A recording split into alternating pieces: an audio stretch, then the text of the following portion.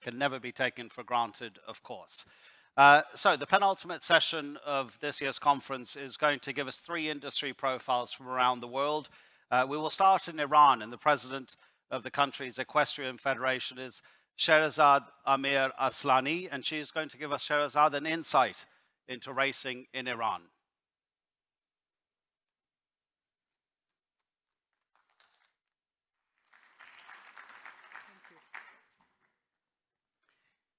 Good afternoon, ladies and gentlemen. So my name is Sherazad Amir Aslani. I'm here on behalf of the Equestrian Federation of Iran. Dr. Khalili was supposed to make the presentation. Unfortunately, he had unexpected obligation, and well, I am doing it on his behalf. So I will begin the presentation with with a quote from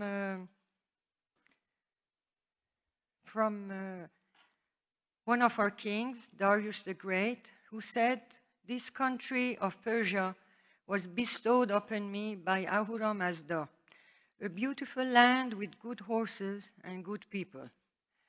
And I like to make this quote because he puts horses before his people. Located on the Iranian plateau, Iran is the 2nd largest country in the Middle East and has one of the most diversified landscaping due to its variable climate.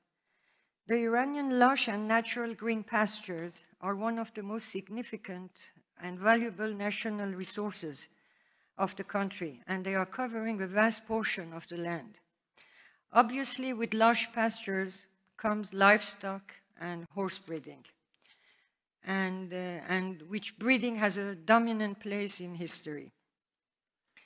The history of horse racing in Iran can be traced back to the Hachamaneshi period, and this is 550 before Christ. There is a mention in Xenophon's book about a race set by Cyrus the Great between Persians and Greeks. I unfortunately don't know the outcome of the race. The existence of horse racing among different tribes in Iran has been settled for a long time, notably the Turkoman tribes. So settled in the province of modern Golestan. Excuse me. It's in the northwest.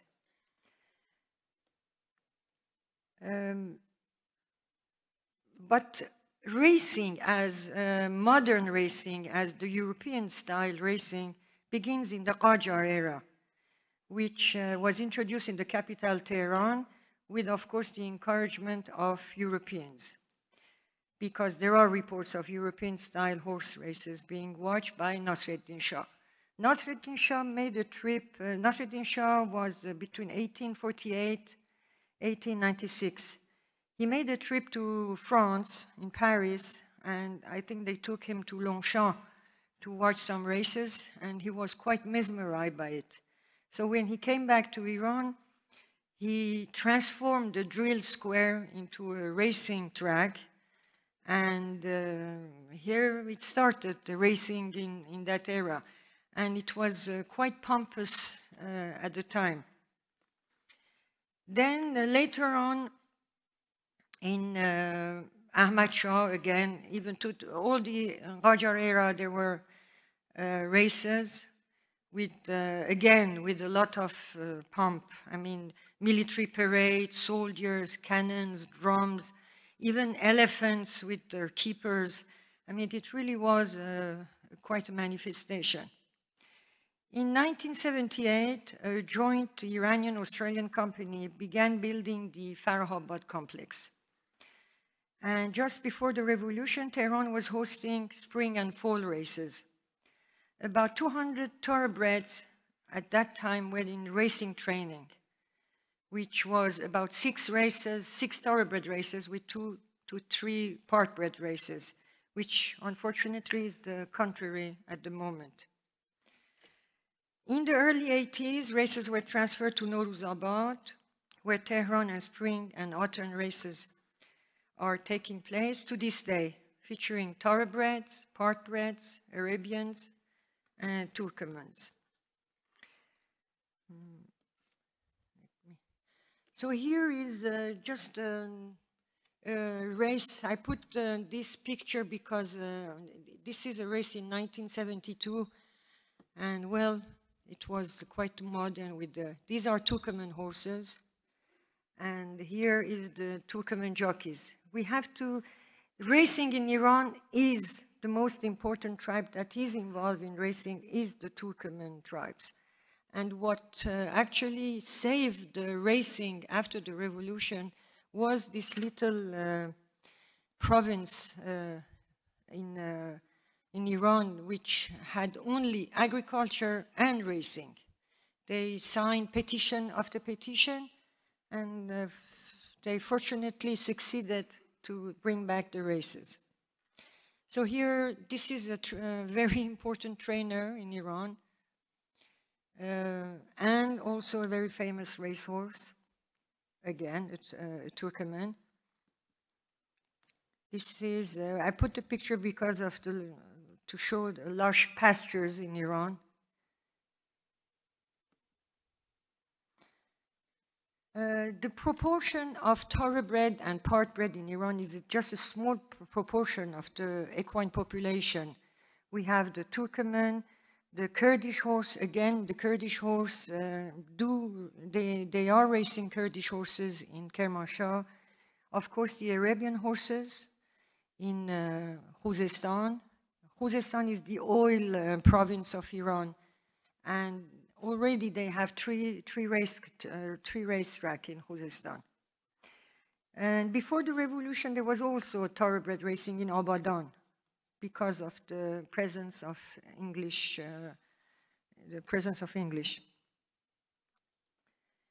So there is no doubt the existence of horse racing among the different tribes in Iran, notably, as I said, the Turkoman.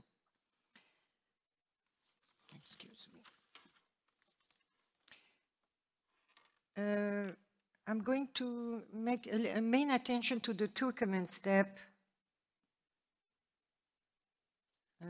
Breeding, I'm sorry. So we have two important tracks in Iran, Tehran and Golestan. This is the Noruzabad racetrack in Tehran with the starting gate. And the Golestan province. So this is really the province of the Turkoman and racing. There are three tracks, Gumbad, Aghalan, Bandar Turkaman. Gumbad Kavus is the most important track they have. It was built also in the end of the 70s. This is the track in Gumbad.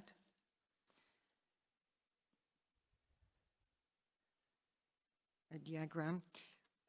So horse racing as a regular institution, as both really sport of kings and at the same time a national pastime, has contributed to the improvement of native horses, or as a replacement for a better breed. Emulation caused owners to seek for horses wherever the best to be found, and the fascination to find swifter horses in order to compete on the racetrack brought to Iran during the 50s, the 60s, and the 70s the first thoroughbreds from Europe, USA, Australia. And the Iranian Royal Horse Society began to buy the finest pedigrees it could find at the time. So this was the introduction of thoroughbred stallions to local bred mares. So the beginning of the racing in Iran was with the partbred. Then little by little, as the number increased, thoroughbred races became more important. And as I mentioned, there was about 250 thoroughbred in racing training. The National Horse Society continued to import from Europe and USA, and Australia, bloodlines from well-known bloodlines. And in the 80s, and somehow until a few years ago, the demi-sang, or the part-bred as it is commonly called, has had a predominant place in horse racing. More than 600 to 700 mares are being bred by, I'm sorry. I go back to just to show, no, sorry.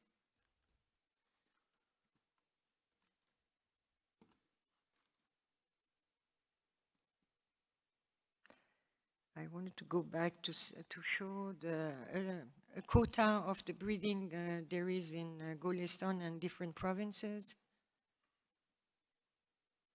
I'm sorry.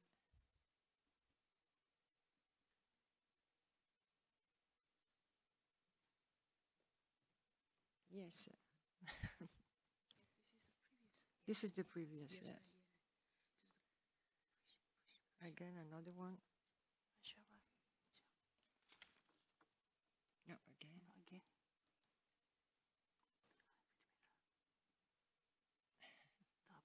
No, more, yes. It's okay, it doesn't. So let. Yeah. Anyway, I wanted to show how it is the breeding quota in Golestan and in other provinces. Oh, okay, it doesn't matter. So now a quick view to the modern racing. What happened these past 10 years. This is the crowd attendance again in Gombad. So Gombad has 48 weeks of racing with 8 horses, a minimum of 8 horses starting, 6 to 7 races a day, with 2 to 3 thoroughbred races and 5 to 6 part-bred. Again, these are again thoroughbred and part-bred. I'm not mentioning the Arabian horses and sometimes the Kurdish horse, which they are racing in Tehran.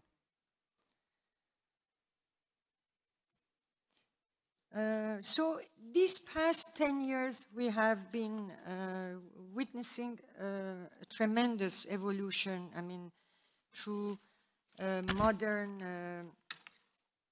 modernizing everything which is related to racing. And it is changing very fast.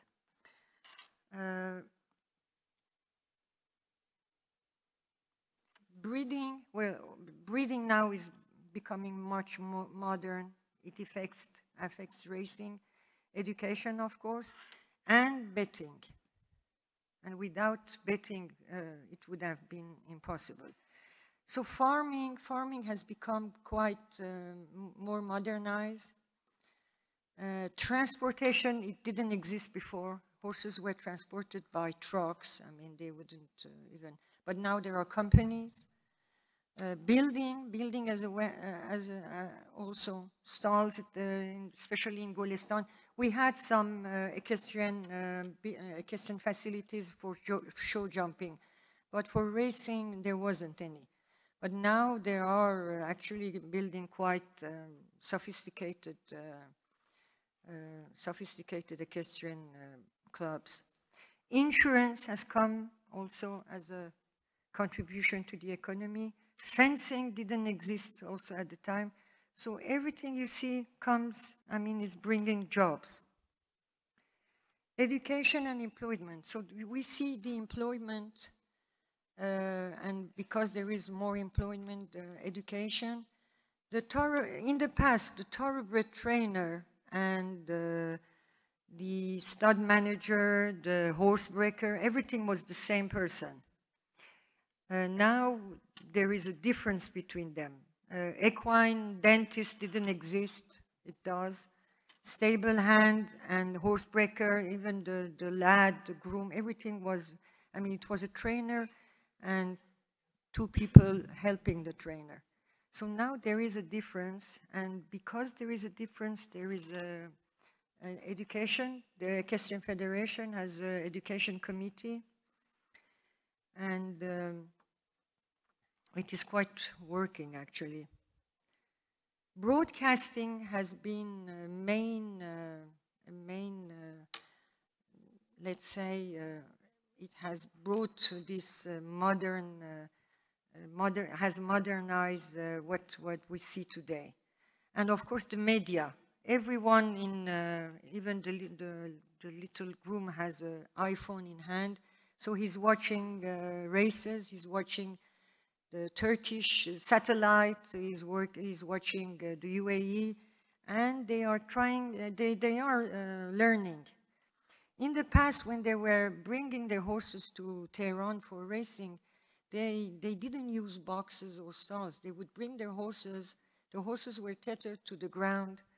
They had a Numa, a big blanket made with goat, with wool, and head to toe, the horses were covered. And but now they are renting stalls, they are renting, or they are bringing their prefabricated boxes to the racetrack. So it has changed quite a lot. So this is the ratio of prize money to betting. The reason we see this modernizing, the industry modernizing, is because from 2013, wagering has been not official, but is being tolerated. So we can see by what you see how it has affected the prize money and, of course, the number of racehorses attending. 30% of the revenue of the wagering is used for expenses, prize money, doping control, personnel, maintenance, and the rest goes back, goes back to the people. Tehran is not as lucky as Gulistan. It needs sponsoring, but until now it is finding sponsors. The other regions for the Arabian horses, there is also private sponsoring and also government sponsoring. So again, a little bit of what you see as betting. So this is, we are very optimistic to what will happen, to what is the future of racing in Iran. The important thing is to Iran to be able to communicate with other, internationally, with other countries. This is unfortunately has not been done yet. It has always been a one way. I mean, horses coming inside, training inside Iran, racing inside. So we are hoping to be able, by becoming member of international organization, to try and be a little bit more internationally open. So this is my presentation. I thank you.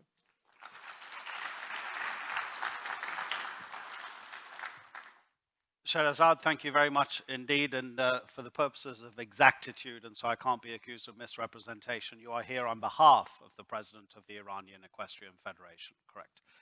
Our next speaker is going to tell us about promoting racing sports to take them to another level, to give them a new persona in Macau. Kwang Seong is Operations Controller at the Macau Jockey Club. Sir?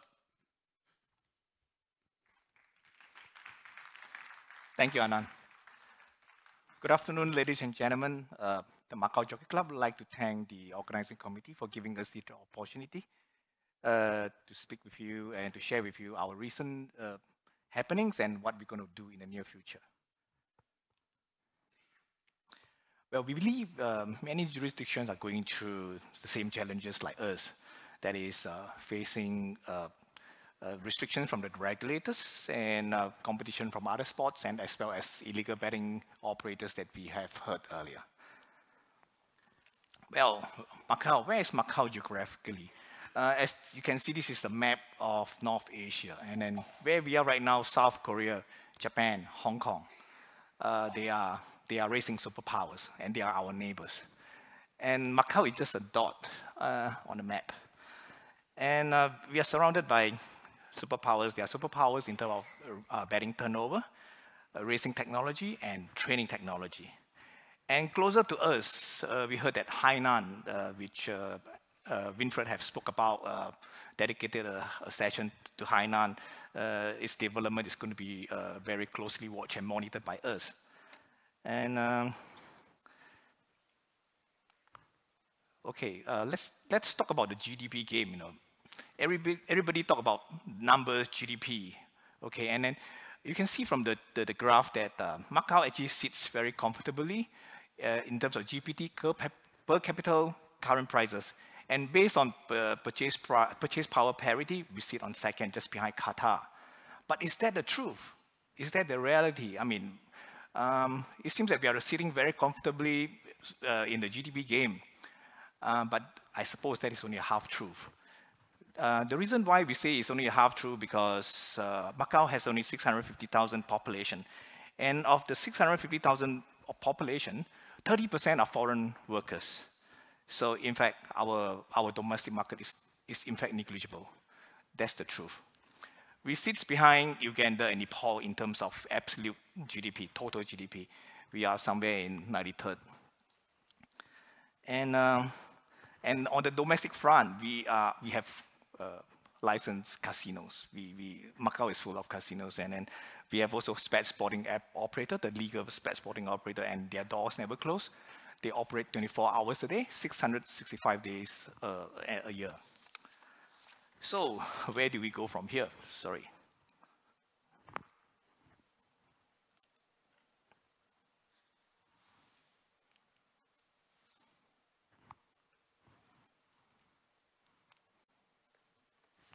Yeah, so where do we go from here? Well, we were draft among the giants. We really come really short among the giants. And we're dwindling those domestic market and a small domestic market. Where do we go from here?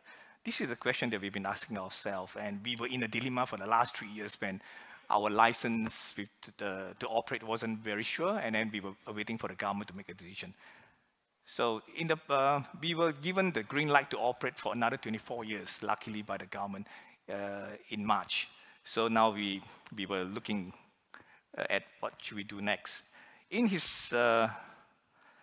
bestseller, Malcolm Gladwell, in his bestseller Outliers, says about the rules of 10,000 hours. Okay, this is a very powerful rule. When I first read it, I thought this is something that my kids should be doing, at a very young age. It talks about Beatles becoming the world's greatest band, in history. Why? Thanks to their hardworking playing all night long in Hamburg. And the book also talks about Bill Gates. How Bill Gates got a head start in his teenage years in computing, and then so he's one of the richest guys right now because he got a head start and he got the opportunity to work on computers in the early days.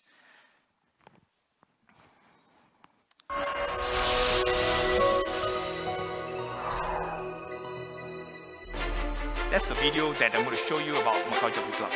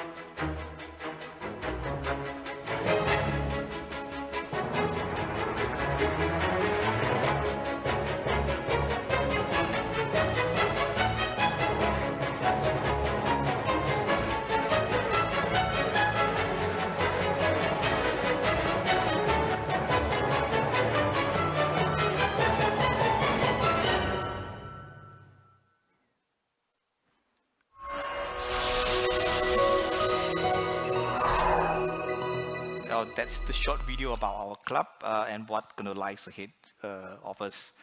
Well, at this stage, we do not want to reinvent the wheel.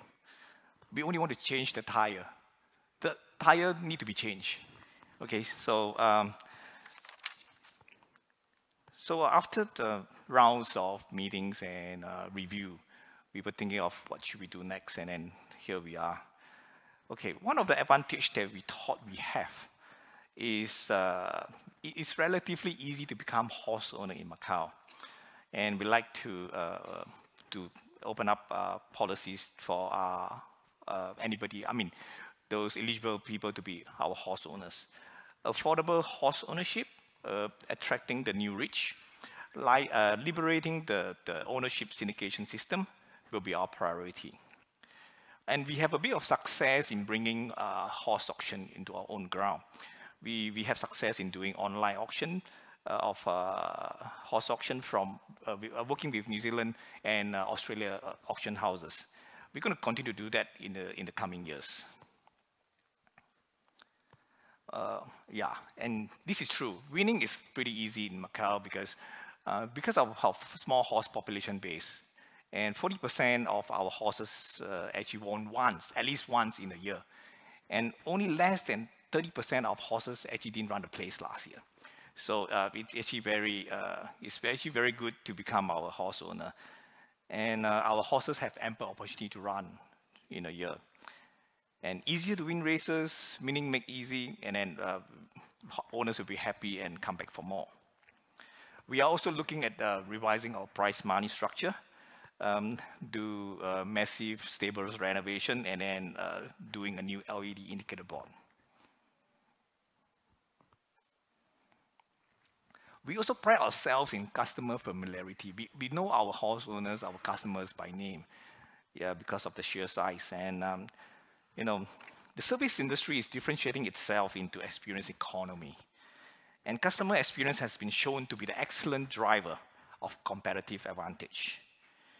And the customers are now looking for unique and memorable experience that they can repeat and remember all and come back for more.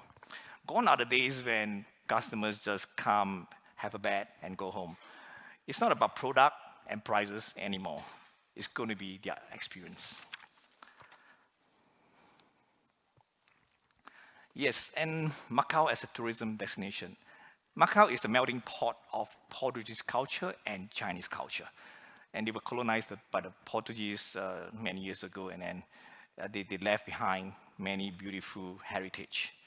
And as you sit and admire Hong Kong sceneries, you will hear, you will see the Portuguese letters, words, language everywhere. And then, but what you hear is Chinese, Cantonese, or Putonghua. And we are working very closely with the Macau government in promoting Macau Jockey Club as a tourism destination and as a lifestyle destination. we're going to redesign our race course a bit. The infield is going to be converted into a Christian and sports and leisure center. And we also plan to build hotels around the race course to provide comfortable accommodation for our horse owners and patrons and tourists. Well, over the years, because of our uncertain future, we operate very leanly and very agile. And because we are on non-stop searching for cost-effective alternatives and then to outsource some of the services if necessary. So we are really lean right now, so we need to move forward. And finally, I think this ITSP is a wonderful four-letter word. Okay, ITSP indeed opened up the world, the world to us, to Macau. Macau is a late bloomer in ITSP, but we're playing catch-up right now. And I would like to say that I'm not doing promotion or advertising, but I think AATA is a good platform. Asia Africa Totalizator Association is a good platform for a rookie like us. You know, it's a good platform for us to interact, to explore, to know the challenges. You know, so I mean, as a young member, you know, we will go to the big brother and say, hey, what should I do? You know, and yeah, they will help us and they will advise us. We just had our annual general meeting on Monday, and then we find it very fruitful indeed. Well, finally, I'd like to Macau Jockey Club would like to thank ARC and KRA for hosting this 2018 Asia Racing Conference. And it takes a participating country's collaboration towards higher level innovation and transformation. I thank you very much. Kamsahamnida.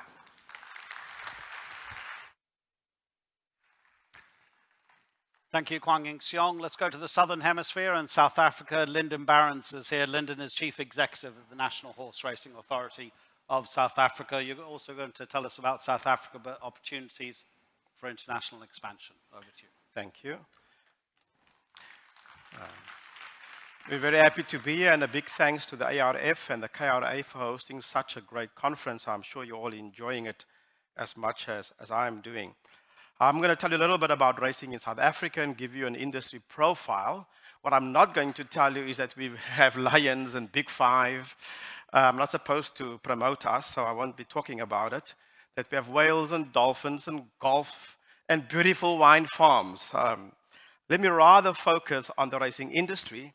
We have about 4,000 races per annum on 9 race courses, which includes 1 in Zimbabwe. We have about 262 trainers, which also includes assistant trainers, 120 jockeys, and about 44,000 runners per annum. And we have a very good testing and analysis system whereby we analyze about 6,500 specimens per year to ensure animal welfare and fair play within the environment. We have racing 364 days a year. We only have Christmas off when we can take a little break. And so our staff is constantly busy. We race on turf, sand, and poly track.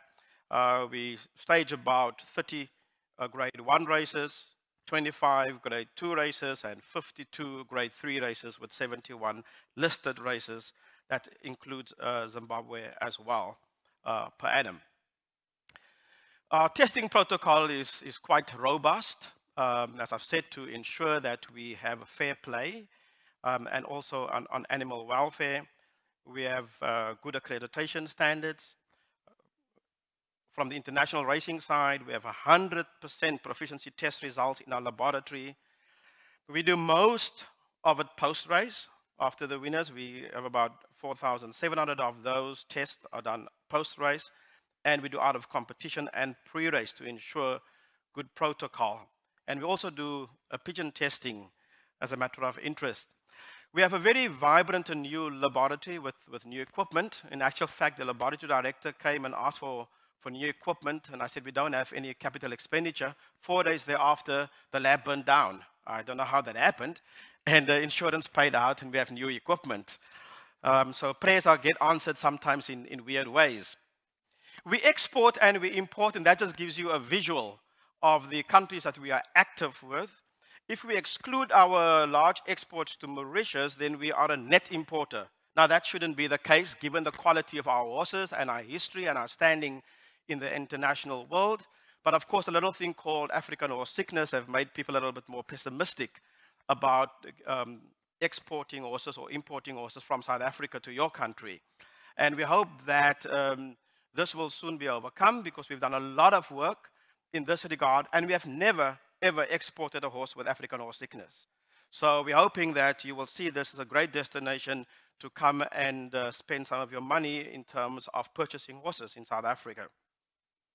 Just to give you an idea of our thoroughbreds, which is of course very important for us, and we have a sharp focus on the thoroughbred welfare. Just to give an idea, in 2017, the average price was $25,000. In 2018, it rose to $30,000 for a good thoroughbred, and you know what you pay for, and you can do your calculations.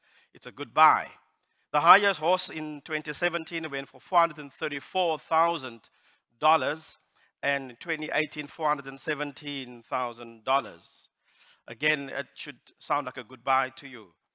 We have about 3,200 brood mares, about 100 stallions, and we produce about 3,200 foals every year.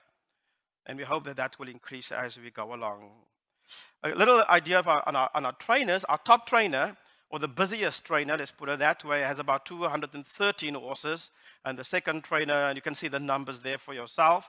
So the trainers are quite busy with substantial number of horses under their care. 162, 155 trainers with about 111 assistant trainers that we are developing. And some of them are obviously, as you know, world-class trainers. We have about 120 jockeys active, and we've taken about 22 new apprentices each year to get them into the system. We've really sharpened our focus on the apprentice to try and just produce the best, and not so much on the quantity, but rather ensure that we have good quality of jockeys coming out of the Jockey Academy going forward. We can probably accommodate double that size on the facility that we have. That's quite a beautiful facility out in KwaZulu-Natal area. Our breeding, again, is also world-renowned. We have some of the most beautiful stud farms in South Africa.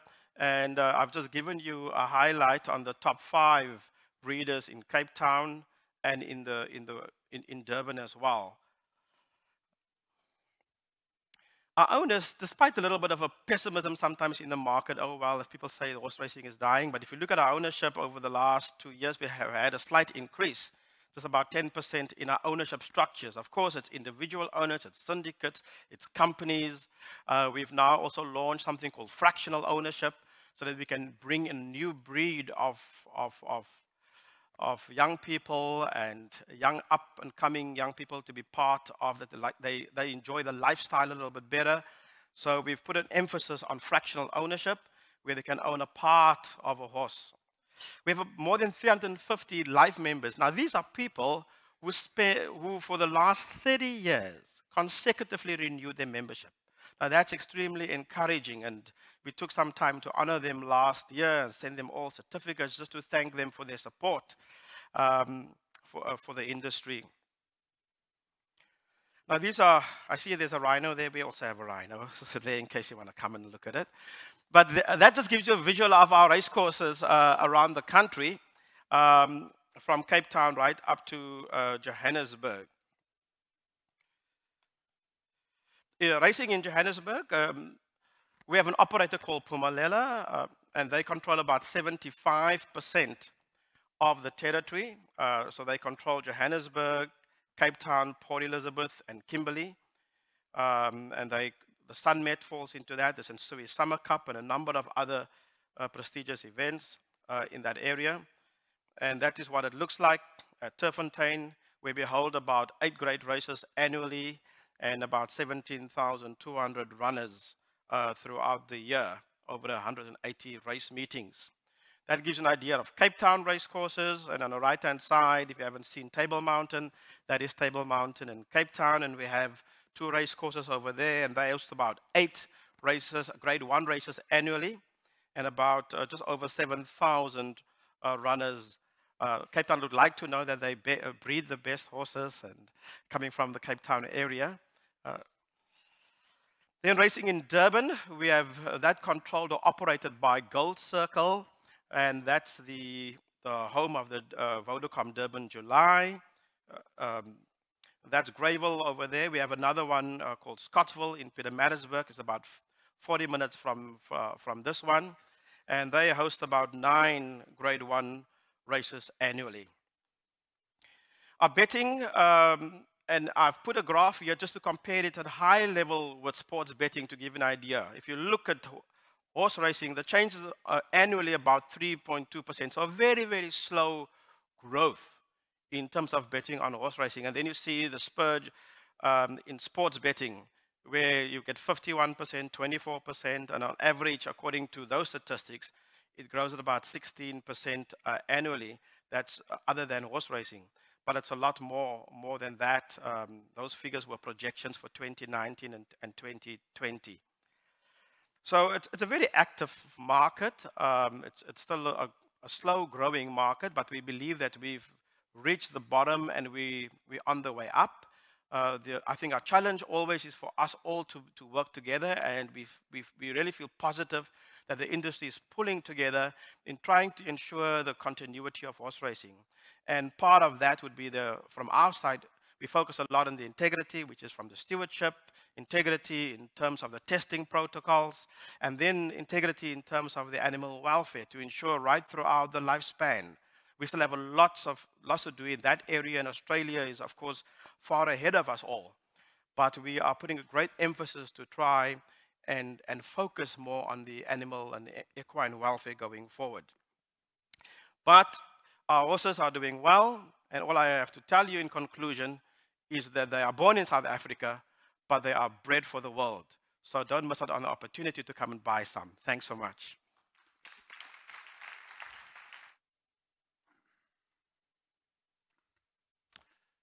Thank you very much to all three of you.